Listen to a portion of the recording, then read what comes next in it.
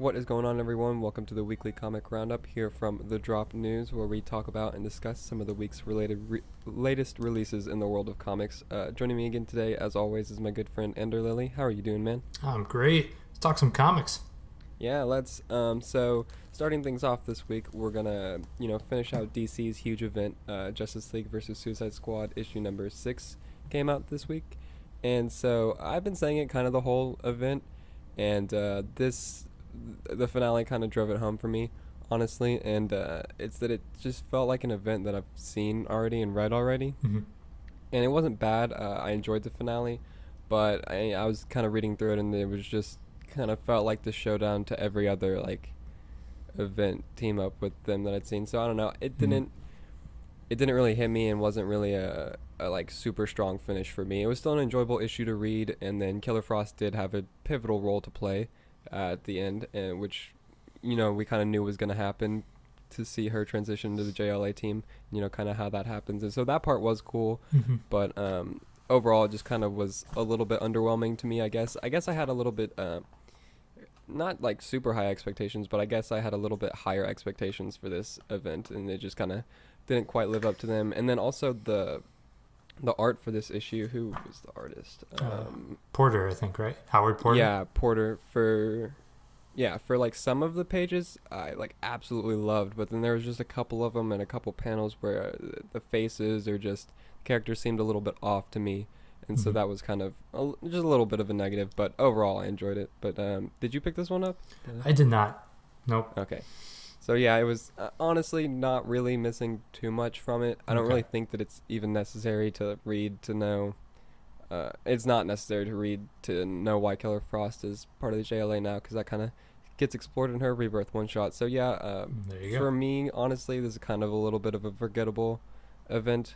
But yeah, if you're really big into events or you haven't read a lot of DC events, then this is probably way, way more enjoyable for you, like as a read through.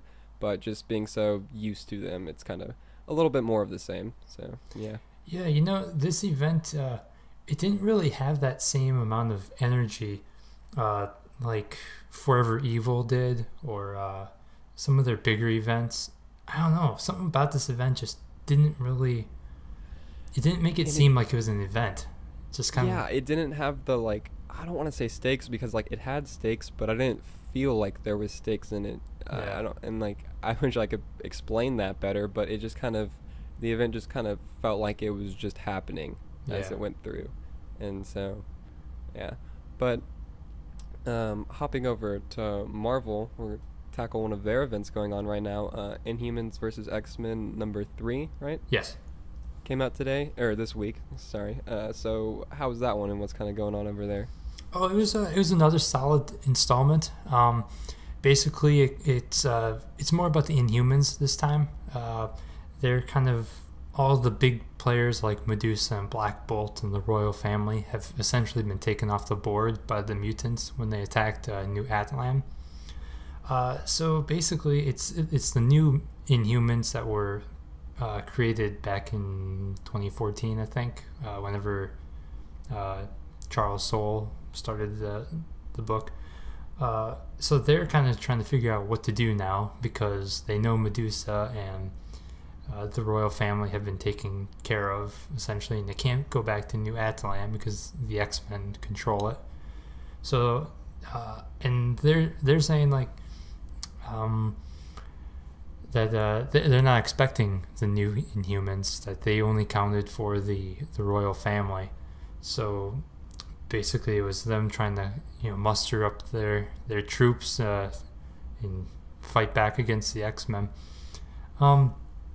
It was a solid issue. I will say it wasn't as good as number 1 and 2, but the art was not bad, but it wasn't as good as Yu's artwork from number 1 and 2. So it was solid, but nothing amazing. Okay. Well, I mean, from what you had said about issues 1 and 2, they sounded pretty spectacular. So, I mean, to not be up to that standard doesn't, Yeah. I mean, so, not all of them can be amazing, I guess. Very true. But, yeah. Any more thoughts on that one? Sorry. Nope. No, that's about it. Sticking with Marvel though, Infamous Iron Man #4 came out this week, which I was really interested in this book whenever it was first announced, and I Mhm. kind of fell behind recently, but I read earlier and got caught up with it. So #4 came out today, and it just follows Victor Von Doom, who has now taken up the role of Iron Man after the events of Civil War II left Tony. He's in a like spoiler alert. He's in a like coma or something, right? Yeah. I don't even. He's in it. So he's in a coma right now, but basically, so Victor Von Doom took up the mantle of Iron Man, and I really, really am enjoying seeing him, interact with the people that he comes across because he knows that the world doesn't like him, and he's one of the biggest supervillains ever. Mhm. And so, like, he's very aware of that, and he's just very short and just like, yeah, I know that they don't like me, but, like, I'm helping now. That's what I'm doing. And he's very much, he's not evil anymore. He's trying to do the right thing in situations, and he's just very efficient and methodical and just, like, short and to the point. And it's just really fun to read for me. It's really enjoyable. Yeah. And then Alex Maleev, or Yeah. I hope I'm saying that right. I don't know. Yeah.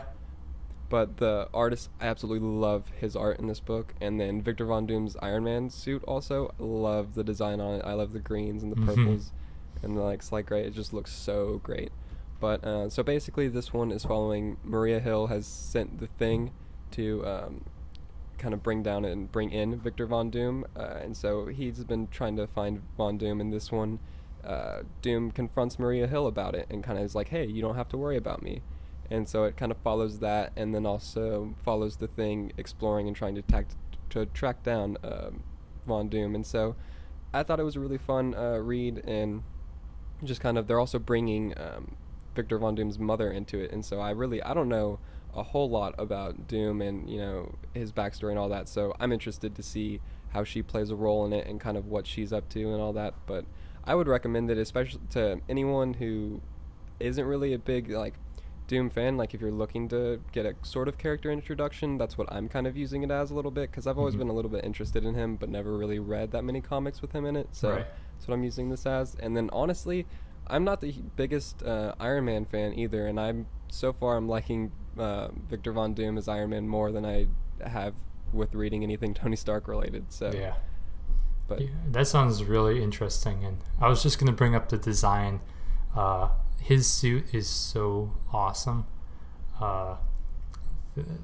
And the art is spectacular. I love Alex Maleev.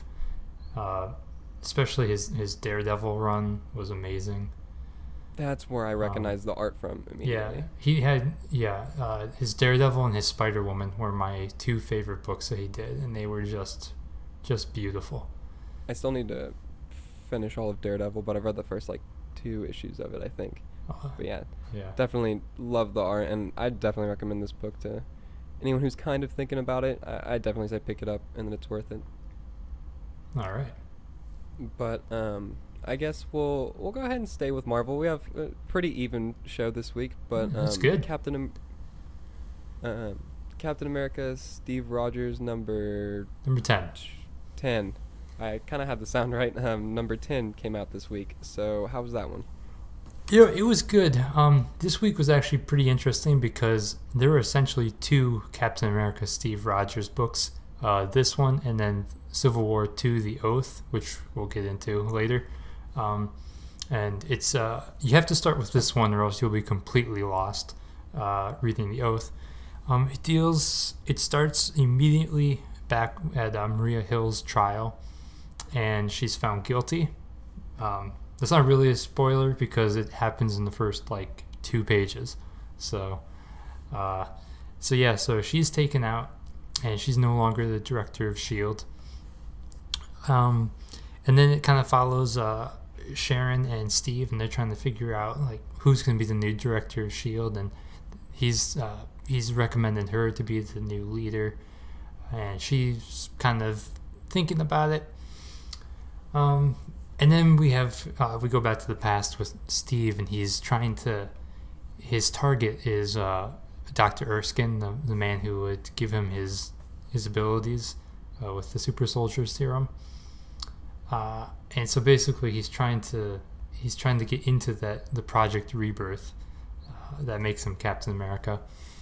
So yeah, it wasn't the best issue, I'd say. It wasn't really action packed at all. It kind of was more like a lead in to the Oath issue, but it was still a solid issue. My only complaint was that there were so many artists on this book. It's so jarring. Yeah, I'm reading the front of it right now, and there's 1, 2, 3, 4, 5 listed on the front. So my gosh, how many whoa. pages are in that? Oh wait, let me see here. 1, 2, 3, 4 artists. But yeah, it was a little jarring. That's just something, unless all the artists have an extremely similar style, that just kind of takes you out of the book a little bit whenever you're reading through it. Yeah. I mean, it's a different art style. Yeah, definitely. But I guess we'll go ahead and continue that story. So, like, how was the Oath? Okay. Sorry, yeah. Putting you on the spot. No, that's fine. The Oath was my favorite issue of the week. It was amazing. It's a great wrap up to Civil War II, and it's leading us on the path to Secret Empire, which is going to be the summer event for Marvel, which after reading this issue is pretty much confirmed to be the Hydra Captain America arc, where the Marvel Universe will be aware of who he is. So basically, Steve goes to see Iron Man, and he's in his coma. And basically, he's just revealing this plot that they were all fools and just they lost sight of everything they did, and that he's gonna burn their world down to create this new one, the Hydra. And it is just such an eerie issue, and I just love it so much. And here's the spoiler that kind of came with Captain America number 10. Steve ends up becoming the new director of S.H.I.E.L.D.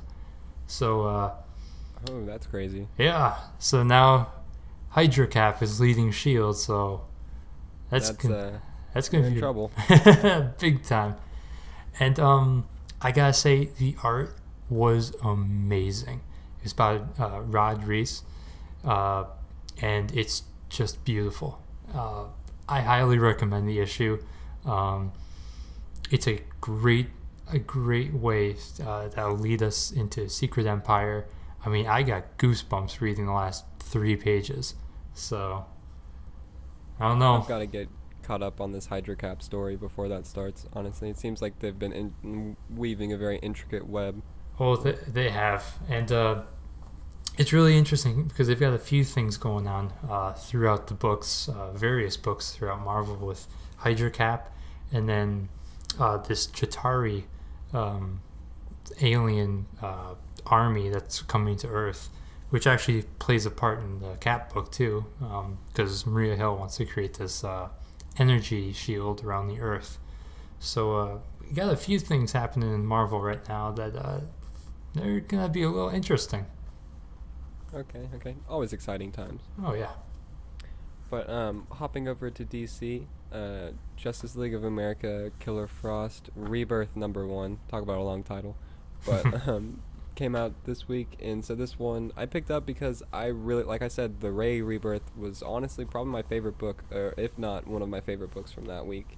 Wow. And so I picked this one up hoping, that it would kind of be at the same level, and I was underwhelmed a little bit. It's not a terrible book. I do really enjoy the art on it still. The art, I think it actually might be the same artist as the Ray one. I'd have to check, but it looks very similar and very smooth. So I love the art on it, but the story overall, it's just Killer Frost at Belle Reve, and she's awaiting to be released into Batman's custody, basically, to join the JLA team.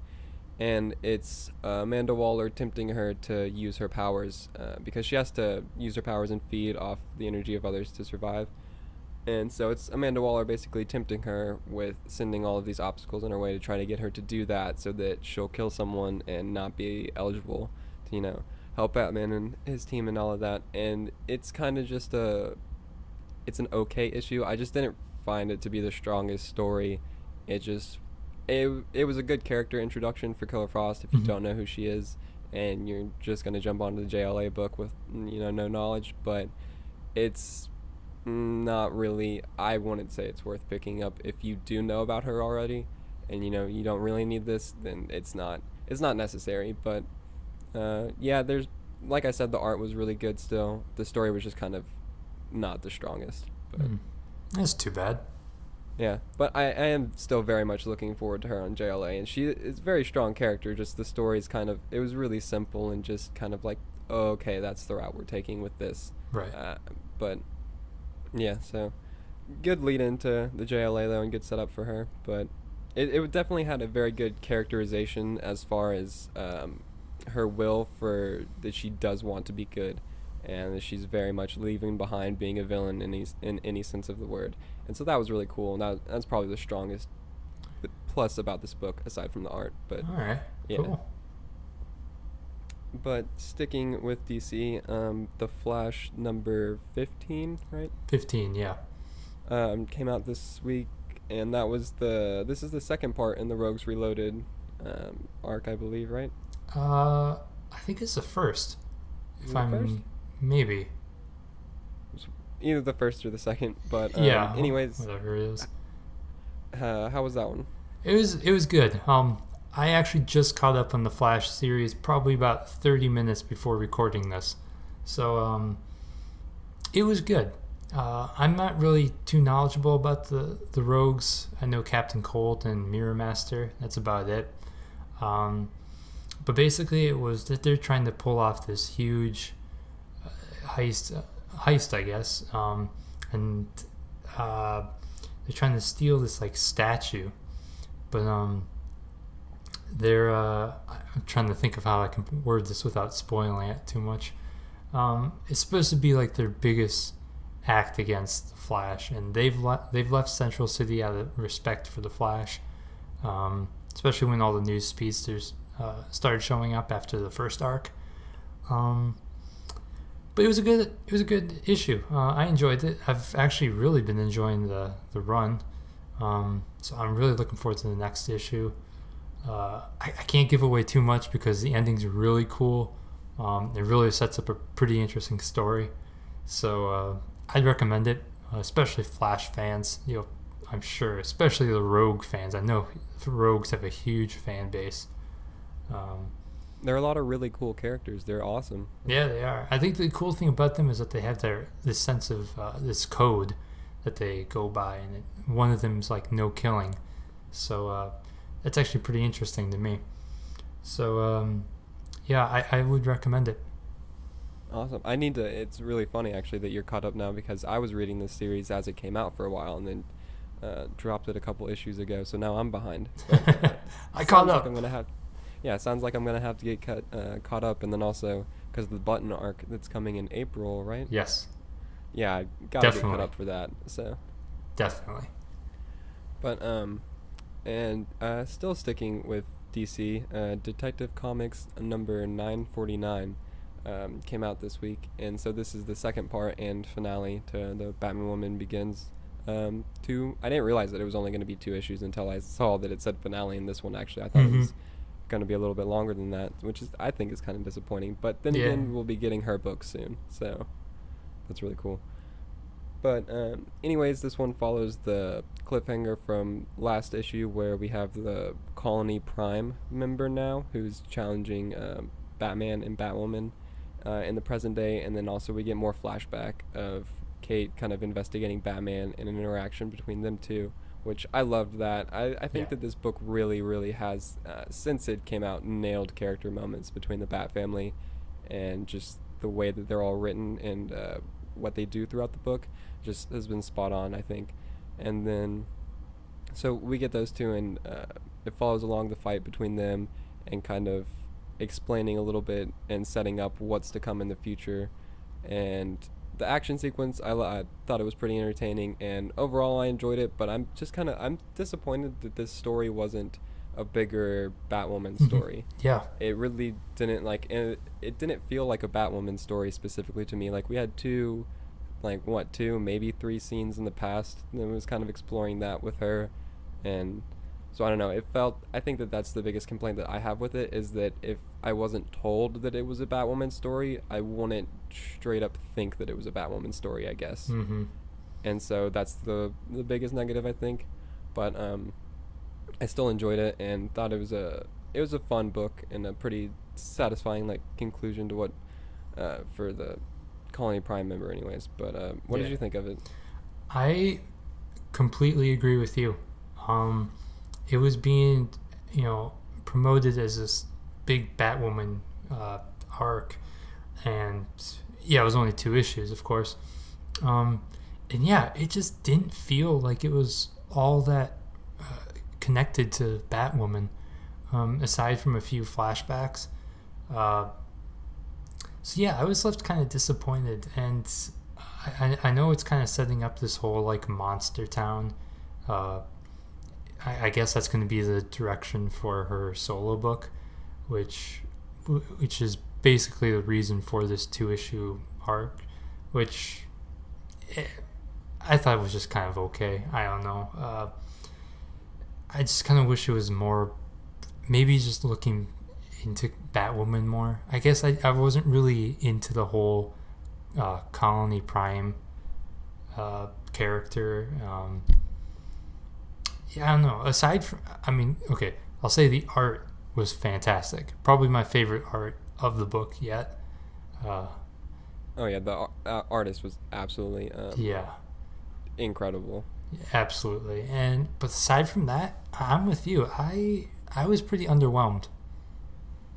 It was just kind of like you said, it was marketed as this huge, and promoted as this huge Batwoman story, and it just did not feel like that at all. Not at And all. so, Especially when, like whenever you go into something expecting and hoping for one thing, and it's just completely not that, it just automatically takes a huge hit to like your enjoyment of it because you're like, well, this isn't what I thought it was going to be. yeah, exactly. So I don't know. So it doesn't exactly make me too excited for her solo book either, which is kind of disappointing too. Um, when it Who's ends, going to be writing her solo?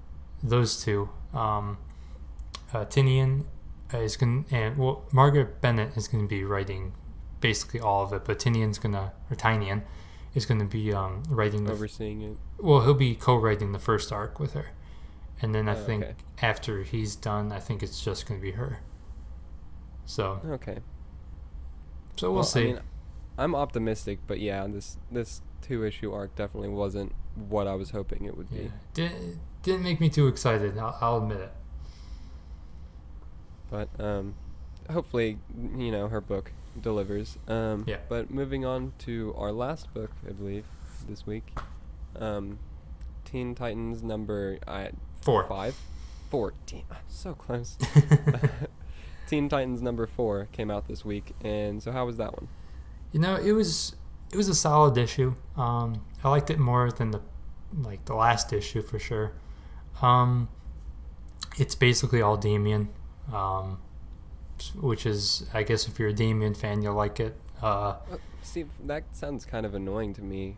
I mean, I like Damien, but it's a Teen Titans book. It is, and that's my complaint, is that it is all Damien, and the Teen Titans show up for a couple scenes, but it is basically all Damien. I'm kind of hoping that after this arc, it's going to be a little more even with the characters, because they might as well just name this Damian Wayne or Robin and the Teen Titans, because it's just all about Damian. And I hear similar complaints about the Titans book with Wally West. That's all focused on him, and like I get that there's certain arcs that are going to be, a character is going to be the main, the main centerpiece. Yeah, and I get that, but let the other characters shine a little bit. Yeah, especially in a book like Teen Titans, and then where you have a character that's already has so much exposure and so much popularity like Damien. Give the other characters some time to shine. This book is supposed to exemplify them and show them off. So like, you gotta Exactly. do that. Exactly. So I'm hoping the next arc will be a little bit more even with characters, screen time, because it just doesn't seem logical to me. I mean, Starfire, especially, she's kind of just taking a back seat to the 13-year-old who's kind of leading them. I've been seeing your tweets about that. Yeah, it's just like Completely agreed that she should not be on that team, or at the very least should be the leader. she should be leading it, or she should be on the Titans, because what she's doing right now makes no sense. She's just kind of letting things go, and that does not seem like her. So we'll see what happens next. Art wise, it was all right. I'm still not a fan of the art, and maybe it was because John Boy Mayers, who was on issues, the Rebirth one shot and number one, just set such a high bar that this is just kind of Been a little mediocre. disappointed ever since. Basically, yeah. So, and I don't know. I just can't really get my. I just really can't. I'm not a fan of the style, I guess. It's Okay. not. It's not the worst art, but it's also just nothing amazing. I mean, when you don't like the style, it makes it more difficult. But Yeah. So it was good, but I'm hoping. I'm ready for this arc to wrap up so we can get a little bit more emphasis on characters like Starfire, like Wally West, Beast Boy, Raven. I mean, they're the reason I'm reading Teen Titans. Damien not was, Damien. he was Yeah. the reason I was, skeptical of the book. And, well, here we are. Man, that's a bummer to hear. But hopefully they figure that out and kind of turn it around with the next arc. Yeah, let's hope. But wow, I think we just about wrapped that up in record time, actually. Yeah.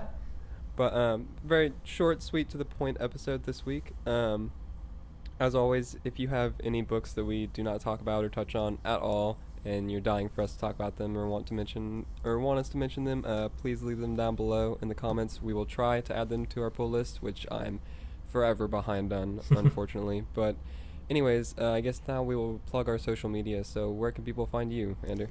I'm on Twitter at AnderWriter. Come on by, talk comics, talk Aquaman, movies, video games, whatever you want. Awesome. And you can find me on Twitter at APBatman. Basically the same thing. And then also, I'm sure that you see it, but we also do the podcast weekly, the Drop podcast for the Drop News. And so you can check that out now. This week's episode is up, and then always come back for more. But yeah, and then be sure to keep it locked to thedropnews.com for all the latest drops in all the news you love. Yeah, later.